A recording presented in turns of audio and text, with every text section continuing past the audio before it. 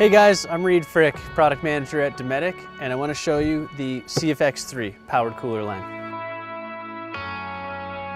The CFX3 powered cooler runs on electricity. No ice is needed. It's just like your home fridge. You can set it to refrigeration or freeze or any temperature in between.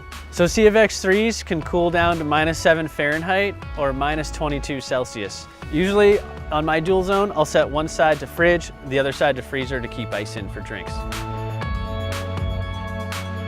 All CFX3s have aluminum spring-loaded handles for easy carrying and to also tie down to in the back of your vehicle. They all run off AC or DC power, so that means you can plug into your house or your car or RV, boat, etc. And inside, a lot of room for your sizes. We've got carrying baskets to organize your food and make it easier to pack. Fully wrapped evaporator plate, giving you evenly distributed temperature.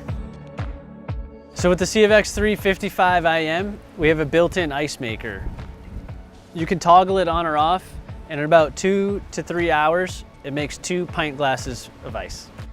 So from the user interface, you can adjust things like temperature.